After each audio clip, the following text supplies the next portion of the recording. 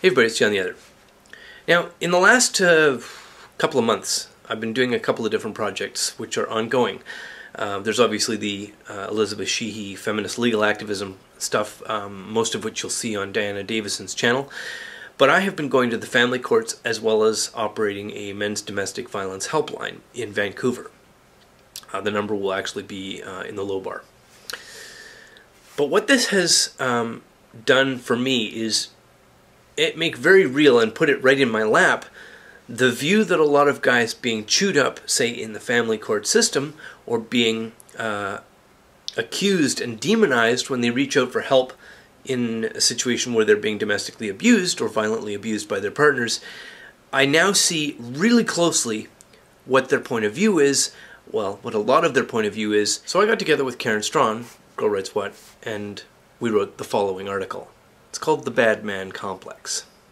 If you're a men's human rights activist, then it's likely you know the name of Thomas James Ball. If you're not an MRA, then that name will likely mean very little to you. Ball was a New Hampshire father savaged for 15 years by the family court. This lasted as long as it did because he would not give up on his pursuit to maintain a meaningful relationship with his children. And during that time, he came to an understanding of the nature of the family court system in New Hampshire and elsewhere. It's a system of wealth appropriation, populated and run by bullies, tyrants, and sadists. The court uses the weight and the power of the law, but engages in a blanket pattern of disregarding that law as a matter of selective fiat. It's utterly and totally corrupt. Phrases like the best interests of the children excuse the court's continued existence and serve to shame and silence those who would expose the courts to the public. Because it's the claimed mission of the court to serve children's best interests, anyone criticizing the court is portrayed as uncaring of children or cruelly opposed to their interests. Thomas James Ball, brutalized for years by a system that ignores its own rules, came to his own realization.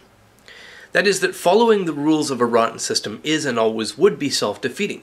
He knew he had to find an alternative path. So, in profound pain, in desperation, Ball wrote a plan which included, among other things, the burning to the ground of courthouses.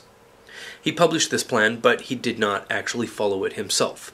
Even Thomas Ball, convinced of the need to destroy a powerful and a corrupt legal institution, could not bring himself to commit these grave acts of destruction and murder. What Mr. Ball did do was at least as serious. He went to the front steps of his own local family courthouse in New Hampshire, and there he soaked himself in gasoline and then lit himself on fire, and while burning, walked back and forth in front of the courthouse, fending off several bystanders who attempted to put out the flames with their coats. After about a minute, Mr. Ball, still on fire, collapsed onto his hands and knees and died.